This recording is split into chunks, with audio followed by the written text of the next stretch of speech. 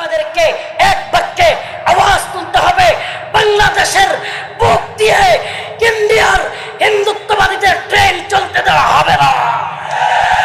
এই ট্রেন প্রয়োজনে rail line উপড়ে ফেলা হবে, প্রয়োজনে পাথরগুলো খুলে ফেলা হবে, প্রয়োজনে রেল লাইন অবরোধ করা হবে ইনশাআল্লাহ।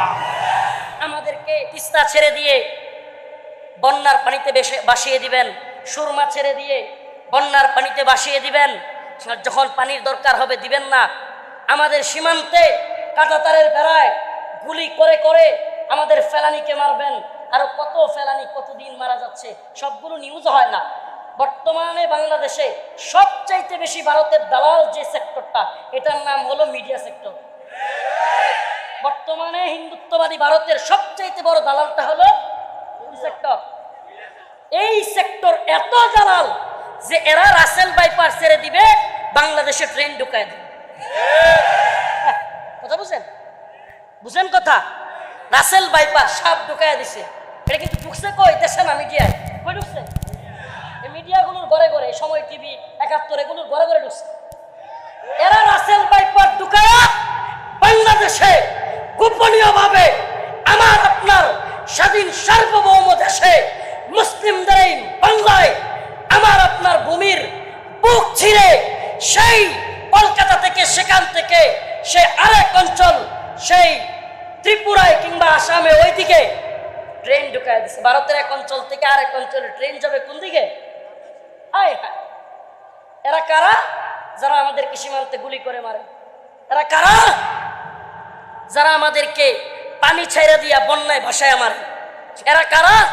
যারা বাংলাদেশে এসে, বাংলাদেশের ঢাকায় রাজধানীতে এসে বুক ফুলায়া বিজিবির বিশাল বড় সম্মেলনে বিএসএফ এর প্রধান আইসা বলে সীমান্তে যেগুলোকে গুলি করে মারা হয় এগুলো সব হলো অপরাধী। কথা উনি বুঝেন নেই। সীমান্তে যাদেরকে মারা হয় এরা কি? অপরাধী নির্ণয় করার জন্য ভারতেও আদালত আছে কি নাই? বাংলাদেশেও আদালত আছে কি নাই? তাহলে সীমান্তে গুলি করে মারা এটাই কি মানে শাসন আইন পাইছালা? তাইলে এই কথা বুক ফুলায় এখানে কিভাবে বইলে গেল? কারণ একদল দালাল আমাদের সর্বোচ্চ পর্যায়ে বসে আছে। তারা জানে আমরা যাই করি, তবুও একদল দালাল আছে যারা বলবে আপনারা ভালো, আপনারা বন্ধু, আপনারা স্বামী, আপনারা কি কয় বন্ধুত্বের সম্পর্ক, আপনারা আরো কত রক্তের সম্পর্ক, কত কিছু। একদল দালাল তারা রেডি করে রাখছে। ইস্ট ইন্ডিয়া কোম্পানি যদি ব্যবসা করবার সুরতে ভারতবর্ষে আইসা দেশ দখল করতে পারে, ইন্ডিয়ার পত্তলিক দাদা বাবুরা আমাদের দেশে ট্রেন নিয়ে ঢুইকাও কি দেশ দখল করতে পারে না? কথা কন না? ইয়া আইয়ুহাল্লাযীনা আমানু লা তাত্তাখিযুল ইয়াহুদা ওয়ান নাসারা আউলিয়া। হে ঈমানদাররা, তোমরা লা তাত্তাখিযুল ইয়াহুদা ওয়ান নাসারা আউলিয়া, তোমরা ইহুদি এবং খ্রিস্টানদেরকে কিংবা মুশরিকদেরকে বন্ধু বানায়ও না। আল্লাহ বলতেছেন ইহুদি খ্রিস্টান মুশরিকদেরকে বন্ধু বানায়ও না। ইহুদি খ্রিস্টান মুশরিকদেরকে বন্ধু বানালে কি হয়? হুজুর চলে আসছেন, লম্বা করবার সুযোগ নাই। ইস্ট ইন্ডিয়া কোম্পানির নাম শুনছেন নি? ভারতবর্ষে ইস্ট ইন্ডিয়া কোম্পানি আসছিল কি দেশ দখল করার জন্য না ব্যবসা করার জন্য? কথা কয় না? ব্যবসা করার জন্য ইস্ট ইন্ডিয়া কোম্পানি ভারতবর্ষে আবির্ভাব ঘটেছিল। প্রথমত ইস্ট ইন্ডিয়া কোম্পানি ব্যবসা করবে, ব্যবসা করতেছে, হঠাৎ করে ব্যবসায়ীদের কেউ কেউ তাদের পণ্য হারায়া যায়, চুরি হয়ে যায়, ব্যবসায়ীদের ব্যবসার ক্ষতি হয়ে যায়। এই বলে ভারতবর্ষের তৎকালীন যারা ক্ষমতাসীন তাদের কাছ থেকে বাহিনী, কিসের জন্য? তাদের নিরাপত্তার জন্য। ব্যবসা করবে, প্রতিষ্ঠান রক্ষা করার জন্য কি লাগবে? নিরাপত্তা। ওই নিরাপত্তা কর্মী রাখতে গিয়া এক পর্যায়ে ওই ব্রিটিশ বেনিয়ারা, ইংরেজরা বাহিনী আনতে লাগলো। আর আমাদের মুসলমানদের মধ্য থেকে বা হিন্দুদের মধ্য থেকেও তৎকালীন যারা ভারতবর্ষের ক্ষমতাসীন ছিল তারা দেখলো ব্যবসা করবে, তাদের নিরাপত্তা তারা দিবে, সমস্যা কি? কি করলো? তাদেরকে বাহিনী আনতে দিল। বাহিনী আইসা কি করলো? ব্যবসায় করলো, নাকি যখন দেখলো কি রে ভারতের যেই বাহিনী, এই বাহিনীর চাইতে তো আমগর বাহিনী শক্তিশালী, লয় রে মা। প্রিয় হাজিরিন, কথা লম্বা করবার সুযোগ নাই। ইসলামের মৌলিক আকীদার একটা আকীদা হলো আল ওয়ালা ওয়াল বারা, আল্লাহর জন্য ভালোবাসা, আল্লাহর জন্য ঘৃণা। আমি কোন শায়েখকে ভালোবাসি সেটা আল্লাহর জন্য, আমি কোন বক্তাকে ভালোবাসি সেটা আল্লাহর জন্য হতে হবে, আমি কোন নেতাকে ভালোবাসি সেটাও আল্লাহর জন্য হতে হবে, আমি কোন নেত্রীকে ভালোবাসি সেটাও আল্লাহর জন্য হতে হবে। আমার আল্লাহ এবং রাসূলের বিরুদ্ধে, ইসলামের বিরুদ্ধে, রাষ্ট্রের বিরুদ্ধে অবস্থান নেওয়া কোন নেতা নেত্রী, কোন শায়েখকে আমি ভালোবাসি না। এটা ইসলামের আকীদা, এটা মৌলিক আকীদা। ইস্ট ইন্ডিয়া কোম্পানি যদি ব্যবসা করবার সুরতে ভারতবর্ষে আইসা দেশ দখল করতে পারে, ইন্ডিয়ার পত্তলিক দাদা বাবুরা আমাদের দেশে ট্রেন নিয়ে ঢুইকাও কি দেশ দখল করতে পারে না? কথা কন না, পারে কি পারে না? অমুসলিম যুবকেরা, তোমাদের চিৎকারের জন্য কথাগুলো বলছি না, তোমরা একটু জজবা দেখাবে এজন্য বলতেছি না। আমরা জানি এই জজবার দর কত বেশি, কত দূর যাবে, কিন্তু তোমাদেরকে সচেতন করার দায়িত্ব আমাদের। আমরা একটা পাম্পে দাঁড়ালে গ্যাস নিতে এত লম্বা লম্বা সিরিয়াল থাকার পরেও হুজুরে গ্যাসটা আগে দিয়ে দে। এক কাপ চা খাওয়াইতে পারলে, একটু ঠান্ডা পানীয় খাওয়াইতে পারলে মানুষ অনেক খুশি, একটু মুসাফা করতে পারলে অনেক খুশি। আর যাদেরকে এত সম্মান মানুষ করে, এদেশের মানুষ আলেমদেরকে ভালোবাসে, এই গরমের মধ্যে হাজার হাজার মানুষ আলোচনা শুনে, এজন্য আমাদের দায়বদ্ধতাও অনেক বেশি, দায়িত্ব অনেক বেশি। এই দায়িত্ববোধ থেকে বলতেছি, যে অবস্থা শুরু হয়েছে, ও প্রিয় মুসলিম যুবক সচেতন হও। যে অবস্থা শুরু হয়েছে, ইন্ডিয়ার দালাল, এই ভারতীয়দের দালাল, এই পত্তলিকদের দালাল এত গভীরে ঢুকেছে, বেশি দিন নয় ফিলিস্তিন কাশ্মীরের আরাকানের অবস্থা বাঙালি মুসলিমদের হওয়া খুব বেশি সময় নাই, খুব বেশি সময় বাকি নাই। দায়বদ্ধতা থেকে কথাগুলো বলতেছি। আপনি কি দেখতেছেন? আপনি দেখেন তিস্তা আমরা কি পাচ্ছি? তিস্তার পানি পাচ্ছি? কথা কয় না।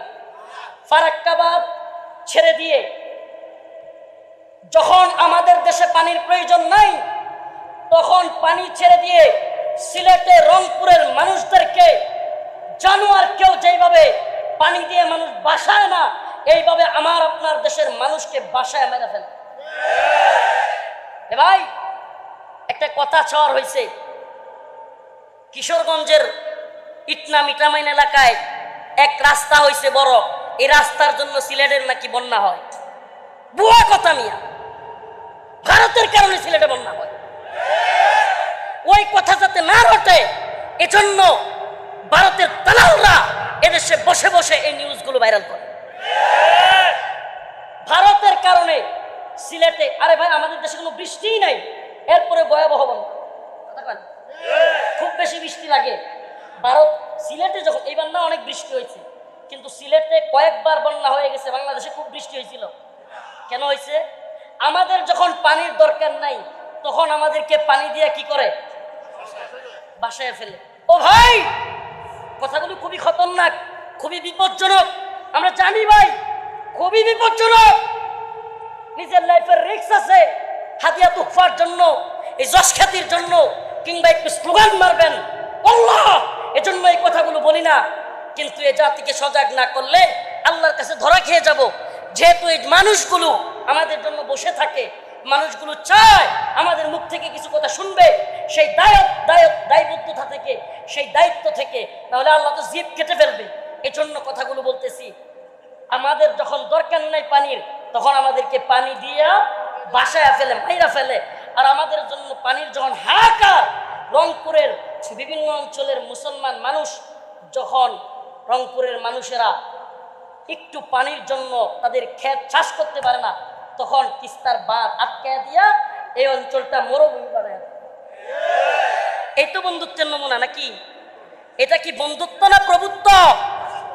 এই কথা কেন, এটা কি বন্ধুত্ব না প্রভুত্ব? হ্যাঁ, এটা তো দাস মনিবের সম্পর্ক, এটা বন্ধুত্বের সম্পর্ক না।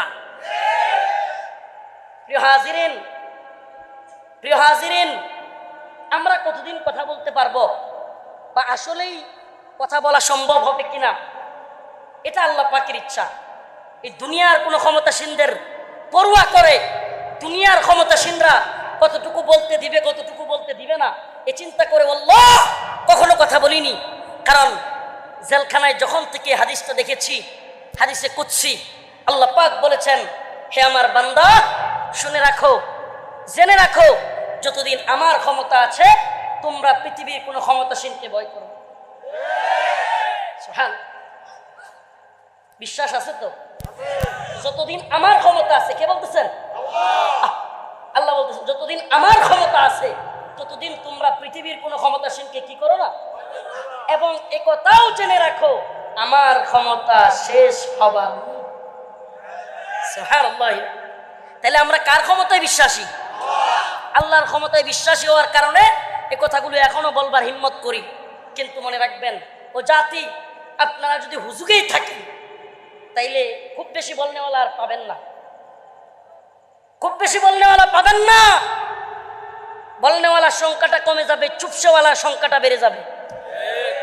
মাঠ কাঁপানো অনেক কথা বলনেওয়ালা লোক একসময় চুপসে যেতে বাধ্য হবে। কারণ কি, দিন শেষে যখন দেখবে বারবার জেলে যাওয়া, রিমান্ডে যাওয়া, এমনকি কঠিন থেকে কঠিন পরিস্থিতির মুখে পড়া লাগে, তখন কয়জনই আর বলবার জন্য হিম্মত করবে? কথা বলেন। আপনি হুজুগে দুইটা লাভ দিয়ে বসে থাকবেন আর শত শত আলেমদেরকে কারাগারে নিয়ে যাবে, আপনার কোনো অ্যাক্টিভ থাকবেন না, অ্যাক্টিভিটিস থাকবে না আপনার, তখন আর কি হবে? অ্যাক্টিভিটি না থাকলে আলেমদেরকে নিয়ে গেলে কয়জন পাবেন? কয়দিন শেখুল হাদিস আল্লামা মামুনুল হক কথা বলবেন? কয়দিন আল্লামা জুনায়েদ আল হাবিব কথা বলবেন? কয়দিন কথা বলবেন? মুফতি সাখাওয়াত হোসেন রাজি কয়দিন কথা বলতে পারবেন? প্রিয় ভাইরা আমার, এই উম্মার, এই জাতির জন্য যারা চিন্তা করে, যারা কথা বলে, এমন আলেমদেরকে সাপোর্ট দেওয়া, এমন আলেমদের দুর্দিনে বিপদে তাদের পাশে দাঁড়ানো আপনার আমার দায়িত্ব কিনা? এটা কি আলেমের ব্যক্তির জন্য, আলেমের ব্যক্তিগত কারণের জন্য, নাকি দ্বীনের জন্য? প্রিয় ভাইরা আমার, ঈমানের জন্য। ঈমানি পার্থিত্ব থেকে, ইন্নামাল মুমিনুনা ইখওয়া, মুমিন মুমিনের ভাই, সেখান থেকে আমাদেরকে দাঁড়াতে হবে। প্রিয় হাজিরিন, কথা লম্বা করবার সুযোগ নেই, শেষ কথা, শেষ দিকে চলে যাচ্ছি। আমাদেরকে তিস্তা ছেড়ে দিয়ে বন্যার পানিতে ভাসিয়ে দিবেন, সুরমা ছেড়ে দিয়ে বন্যার পানিতে ভাসিয়ে দিবেন, যখন পানির দরকার হবে দিবেন না। আমাদের সীমান্তে কাঁটাতারের বেড়ায় গুলি করে করে আমাদের ফেলানিকে মারবেন। আরো কত ফেলানি কতদিন মারা যাচ্ছে, সবগুলো নিউজ হয় না। বর্তমানে বাংলাদেশে সবচাইতে বেশি ভারতের দালাল যে সেক্টরটা, এটার নাম হলো মিডিয়া সেক্টর। বর্তমানে হিন্দুত্ববাদী ভারতের সবচাইতে বড় দালালটা হলো সেক্টর। এই সেক্টর এত দালাল যে এরা রাসেল বাইপাস ছেড়ে দিবে, বাংলাদেশে ট্রেন ঢুকায় দেবে। কথা বুঝেন? বুঝেন কথা? রাসেল বাইপাস সাপ ঢুকায় দিছে। এটা কিন্তু ঢুকছে কই? দেশে না, মিডিয়ায়। কই ঢুকছে? এই মিডিয়াগুলোর ঘরে ঘরে, সময় টিভি, ৭১ এগুলোর ঘরে ঘরে ঢুকছে। এরা রাসেল বাইপাস ঢুকায়া বাংলাদেশে গোপনীয়ভাবে আমার আপনার স্বাধীন সার্বভৌম দেশে মুসলিমদের এই বাংলায় আমার আপনার ভূমির বুক ছিঁড়ে সেই কলকাতা থেকে, সেখান থেকে সে আরেক অঞ্চল, সেই ত্রিপুরায় কিংবা আসামে ওইদিকে ট্রেন ঢুকায় দিচ্ছে। ভারতের এক অঞ্চল থেকে আরেক অঞ্চলে ট্রেন যাবে কোন দিকে? হায় হায়, এরা কারা? যারা আমাদেরকে সীমান্তে গুলি করে মারে। এরা কারা? যারা আমাদেরকে পানি ছেড়ে দিয়া বন্যায় ভাসায় মারে। এরা কারা? যারা বাংলাদেশে এসে, বাংলাদেশের ঢাকায় রাজধানীতে এসে বুক ফুলায়া বিজিবির বিশাল বড় সম্মেলনে বিএসএফ এর প্রধান এসে বলে, সীমান্তে যেগুলোকে গুলি করে মারা হয় এগুলো সব হলো অপরাধ।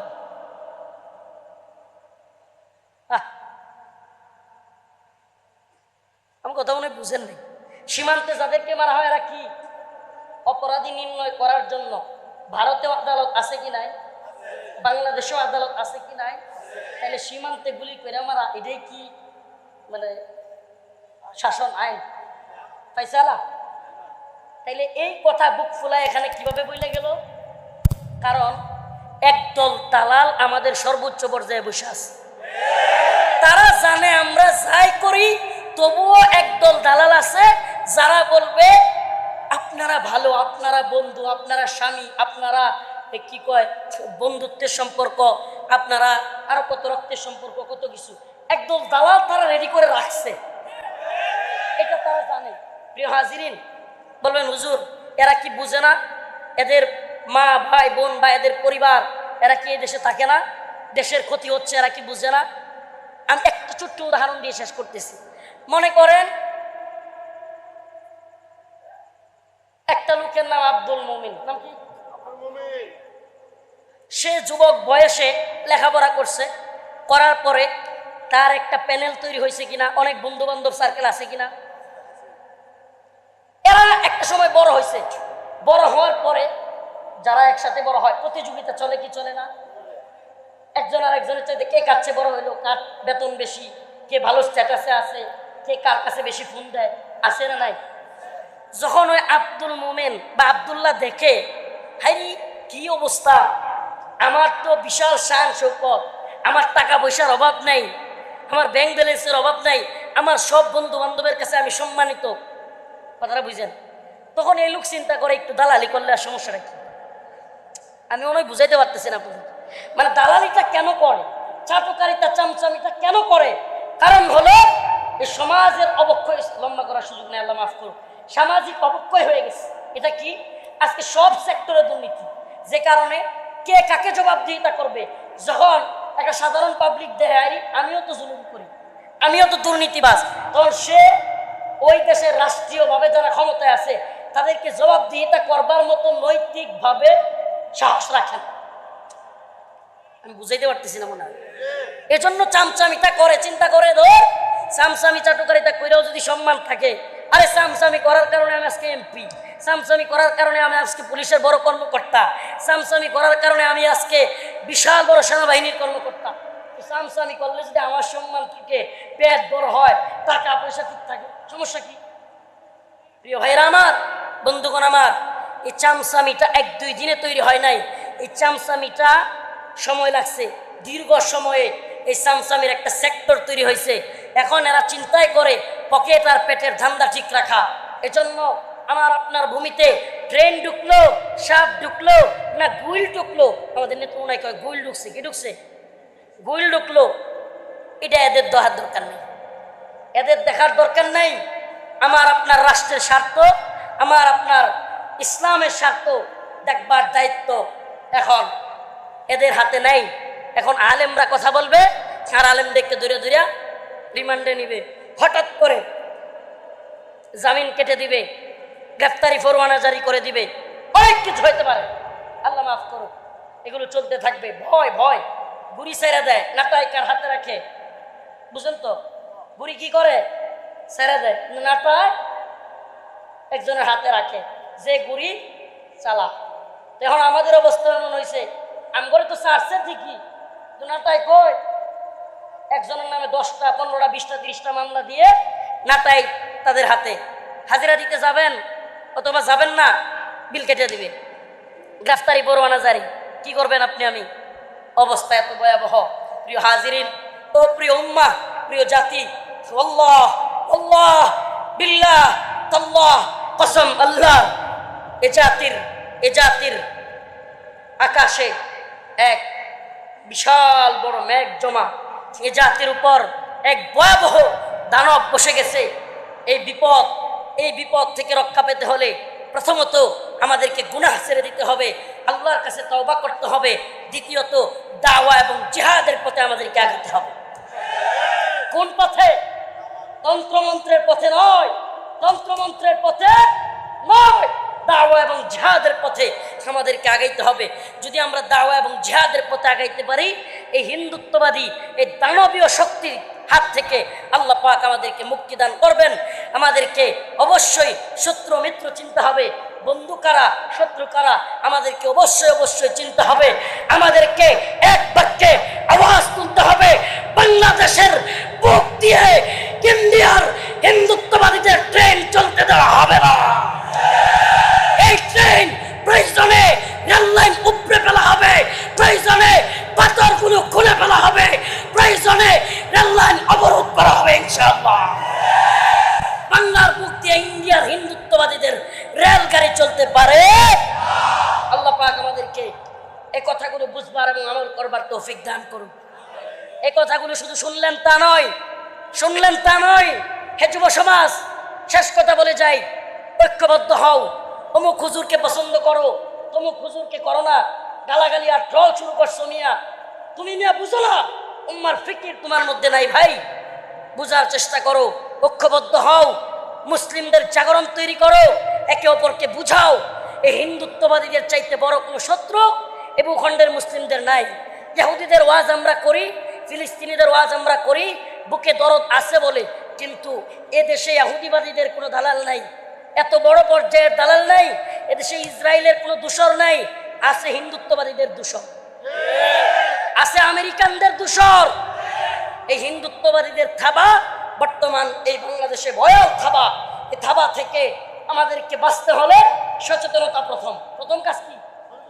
কোন জাতি যদি বুঝা যা আমাদের উপর বিপদ আসতেছে, এ জাতি বিজয়ী হবে ইনশাআল্লাহ। প্রথম কাজ কি? বুঝা, সচেতন হওয়া। আমাদের উপর এখন সবচাইতে বড় শত্রু, সবচাইতে ভয়াল থাবার নাম হলো হিন্দুত্ববাদী থাবা। কি নাম? হিন্দুত্ববাদী থাবা। এই ভারতীয় আগ্রাসন, এই ভারতীয় আগ্রাসন সকল অঙ্গনে, সকল সেক্টরে ঢুকে গেছে। এই ভারতীয়দের দালাল সকল অঙ্গনে, সকল সেক্টরে ঢুকে গেছে। আল্লাহ পাক এই দালাল বাটপারদের থেকে আমাদেরকে হেফাজত করুক, আমিন। ওয়া আখিরু দাওয়ানা আলহামদুলিল্লাহি রাব্বিল আলামিন। আসসালামু আলাইকুম ওয়া রাহমাতুল্লাহি ওয়া বারাকাতুহু।